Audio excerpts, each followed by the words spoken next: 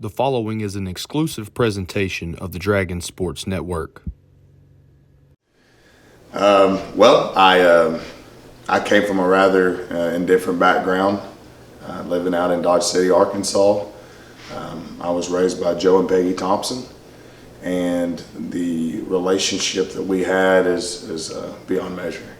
And from an early age, I learned how important it was to invest everything you have in growing within the people next to you, and considering all things that could be. And for me, it was the obvious thing in a race, and the obvious thing in being displaced from your family. And so I had a lot of obstacles. Didn't know anybody out there, and so within the household, I figured out what the love between man and man can do. And so I personalized my approach to meeting people and how I could help them be beneficial, and how that could be the same with me. It wasn't always perfect maybe growing up as a kid, but I learned early about iron sharpening iron. Whether I knew that was the term or not, I was experiencing it consistently. And I struggled in school with being identified as anybody. You know, I wasn't related to anyone in the town. I wasn't necessarily of a certain race, so I was right in the middle, right in the funk. And I had lacked something. And when you're displaced from a group of kids you're growing up with, you kind of find yourself, consistently searching for approval or something you belong to. And I found that in football. Got it in Pee Wee. Who was that? Tyler, Noakes, Brad Noakes, Mr. Hobson, Coach Hobson, my father, Terry Thompson. And all those good folks started the Pee Wee football team. And this group of men in the community take their sons and they get us all to play a game. And within weeks, we're best friends. Now, you get in school, all of a sudden that kind of goes back to what we talked about, reclassifying. This is a certain team, this is one, your teacher, your coach. And then you've got small coaches within groups of people. And so within myself, I figured out just what that could mean for me. I could belong to this place, this town. And my coaches unlocked every bit of that for me. When I moved into Junction City itself, not just the town, but the school district, I was introduced to some men, and Brad Smith, Robbie Lowe, Bill Kennedy, David Carpenter, gentlemen of that nature, and even Joe Paul Hammond, who didn't necessarily coach me, but we had a relationship. So I saw how he impacted my friends growing up, and I knew that was something that I could belong to. I wanted. Now, I was a player first back then in my Junction City days, so that was the goal, was to be a pro football player, deliver in that manner, and I was really good at it. And through my trials, from starting as a freshman to getting kicked off in the 7th grade, I became rather the man I am today. I figured out from a young age what trial and error, what doing right, when no one was looking, those things meant. Again, growing up, that necessarily isn't the case as it shows in your blueprint or what you portray in your actions. People will hear things or know things, but all my life I had the answers in me from my coaches, from using the game as a reference point to how this whole life will be a game every day. This is how you respond to it. And with my time in college, I had a lot of struggles. I lost things in family that led to my dismay, and really within myself, I gave up on a lot of stuff. And Coach Carpenter, Todd Knight over at Ouachita Baptist University, head coach there, they saved me. They saved me. They saved everything that I was. I didn't even know who I wanted to be. And in those moments, from my Pee Wee career to my time in Ouachita, I was able to be free, because I knew I could overcome all the things I thought I wasn't. I knew that I could be someone there for other people, because I was so selfishly invested in being a great football player, having a way to deflect from what it is, which is me versus me, and I was putting it on the world. And I had 3 men in my life that were not going to let me go. And David Carpenter, Todd Knight, Brett Shockley. Every week for months on end. Text message, phone calls. I wouldn't answer, didn't respond, and wouldn't stop. And I'm doing and going through everything you can, the highs and lows of your life at this point. At 22, losing all you knew and family, to 25.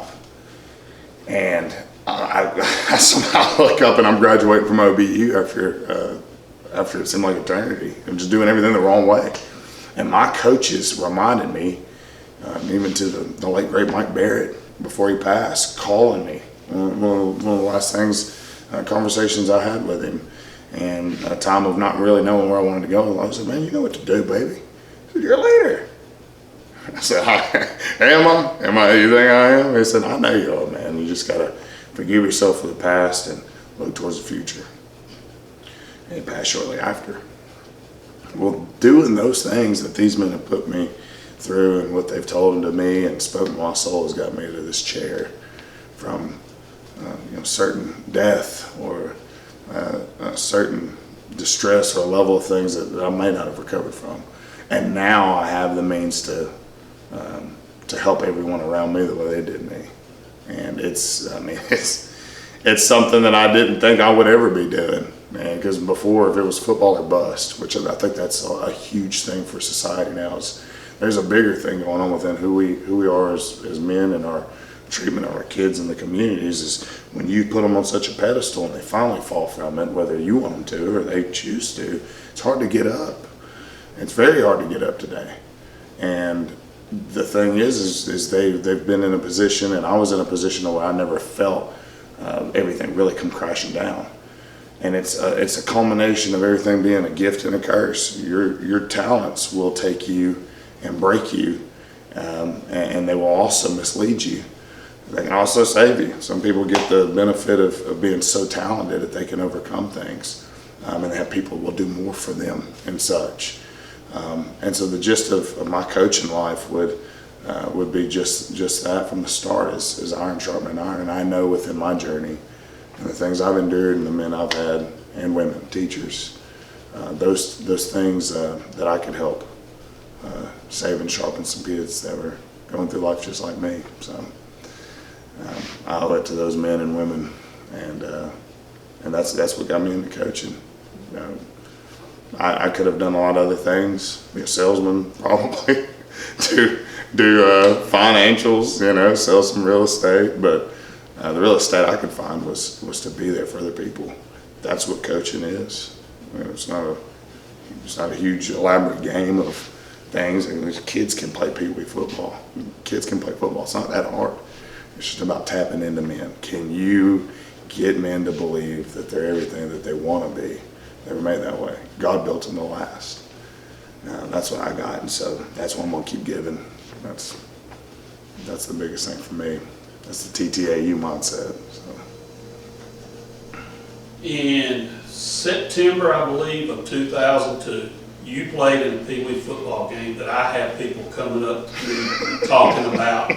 And lately they started because everybody realized it's the 20th anniversary. Wow. No Pee Wee football game has ever drew the crowd this one drew. Over 1,500 people, paid customers. That is insane. Watching. It was packed. Talk about that for a little bit. Between Junction City and I believe it was El Dorado Park. Holy moly. This is that strange, kind of just almost fictional rivalry between us and El Dorado. And it starts with him because this was in my opinion, that class, it's a little bit of the ingredients were placed before it, but that class really set the tone for Union County football. The border town in El Dorado, in those days we had, and the person that played in every kid, in fact the best player, just so we can have a reference point to transition from Pee Wee to high school, the best player my senior year on their football team was from Junction City. Was there until the 7th grade, and he played there, in Junction, Greg Carter. And so we were pretty good, and we were abnormally good, but this was the first years of the Junction City Pee Wee program. Now, I think El Dorado may have had one running for a little while, but we had just jumped in the Big South Conference with them. And those were the first times in my life I have ever felt true adrenaline, motor, fear, focus, excitement. Is walking out there, seeing that many people, in which I knew most of them. Even at that age, you see them kids, you see the parents at Walmart or the old Taco Bell or Walgreens is now, I remember those moments. And then seeing them walking through there, all these cheerleaders, all these people, smelling that concession stand. You know, everybody's set up back then. There was tailgating happening all around that sucker. There's smoke from whatever mechanisms, from grills to this and that. Everyone was there. This was like a college football game environment. And we couldn't have been more blessed to have that. You know, I think that type of event really can spur communities into success, because that's got us talking about 20 years later. I think those are the things in life that really resonate with us. And being able to play in that game, I hope I did well. I feel like I might have, because of the outcome. I'm pretty sure we won that game. And we actually never lost to them. I never lost Pee Wee games in my 6th grade year. 5th grade years, a little topsy-turvy, but that year specifically, they were excellent. Dexter, Tony, Justin Billings, those names ring bells, and El Dorado for probably the best running back duo of the last decade there. I think the proof's in the pudding. And to be able to compete with them from Pee Wee, no matter the format, especially when it's a lot more athletic-centric football. It's football, but it's got a lot more to do with Jimmys and Joes when you play Pee Wee. You can turn around and toss that sucker to a kid that's a lot faster and bigger, and you win. And our kids were a little faster and bigger and better that night. And so I think that is one of the footprints to success as far as football and camaraderie, because those gentlemen, a lot of those gentlemen are some of my good friends today. 2 of the guys I named there. The Carter boys, you know, so that's a heck of a memory for me. I'm glad that we were able to touch base on that. I can't believe it's been 20 years. So. Oh, David Carpenter.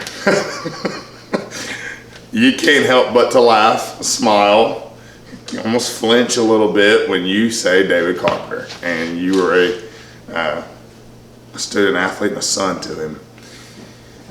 Coach Carpenter, as the epitome of charisma, comfort, and he gives you a conscience. He gave me a sturdy conscience walking into tough situations my whole life, and I'm that way to this day because of him. We played tough ball clubs in tough environments at tough ages and moments, and he delivered every moment the same way walking through the door. All right, guys, we're going to go out here and we're gonna block the best team that blocks and runs the football and tackles well and catches and throws. They're going to win the game. Makes mistakes. And so in every moment, I keep a stay ready, never getting ready mentality. I stay ready for things because I'm consistently and consciously confident in what I can do. It's man versus man. Do and execute a job, the rest will take care of itself. Take care of the little things, the big things will take care of itself.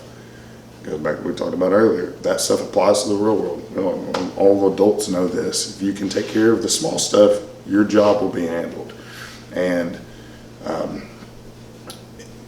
there's not really a mechanism to segue off of for our relationship as men. I get emotional thinking about him. Sitting in this position today as a coach, and being able to do what he did for me and does for me by just thinking about him is it's what builds cities and states. The one I'm from, it's that's the love between men that can elevate us.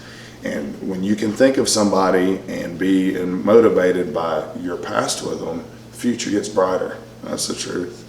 And he gives me that, and he makes me so proud of who I am, because he put me in a position to take those things I spoke about earlier, where I didn't have a self-efficacy or know exactly who I wanted to be, and he showed me the mirror, and I couldn't be more thankful for everything he is.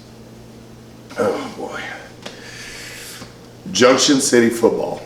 It is, it was anchored in my soul. I mean, it took everything I ever feared, wanted, was hesitant about, indifferent about, and it took me into a unified state with about 30 some odd boys for a few years. And to this day, all of them, if they ever need anything, call me, miss them. And the community, the people involved in that, or not. All of those things that all centralized from Junction City Dragon football are some of the greatest memories of my life. 31. not only from a player aspect, but from a man's aspect. Having Pumphrey family feed us on Fridays. I talked about that the other day on social media. Someone said something about barbecue. Mama Pump co-signed, and so I'm done right out there and get some. That's a real thing. When you can find something in life that can have you to where you haven't seen people in years and you love them and you trust them. And when you can't even trust what you see on your phone and stuff, anymore, or things of that nature. But Junction City Dragon football created a sense of family for me that's gonna shine in my household. There's a certain level of honor you should carry with who you are, regardless of your downfalls, because of the people next to you. And I loved nothing more than to see the DVDs come from those VHSs and the little snippets you'd put on some of the DVDs that we're on our way to see the Junction City Dragons play, and seeing something like that and get you smiling. You're watching tape of yourself and your teammates play and get out there and get after another group of boys and hopefully want the same thing. But I think the reason why we wanted it was a little bit more. We paid it when the lights were off.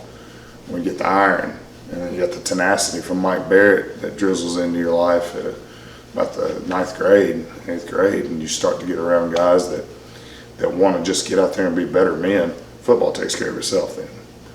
And Junction City Dragon football gave me that. And that's what I give today as the defensive coordinator at Camden Fairview. I bring my style of life to their game of life. That's what football gives you. It gives me a means to take these young men that are going through the things that are waiting for them, whether it's the pitfalls or the climbs up, and be able to tell them and show them small examples from their success in practice, winning or losing a football game, not making a good enough grade that leads to getting benched. Every reference point you need systematically throughout a practice week, or a week of lifting, or a week of camaraderie in their everyday life. And I can use myself every day to bring that stuff and tie it together, put a bow on it. You can talk a lot of talk about how something can make people better or how a sport is relevant or not, but having something that can connect you to actual examples of success and failure coming from successes and failures, that's timeless. Junction City Dragon football gave me that. And my leaders did, my coaches, my brothers. And so I'm shining with that. I'm purple and gold forever, man. The following has been an exclusive presentation of the Dragon Sports Network.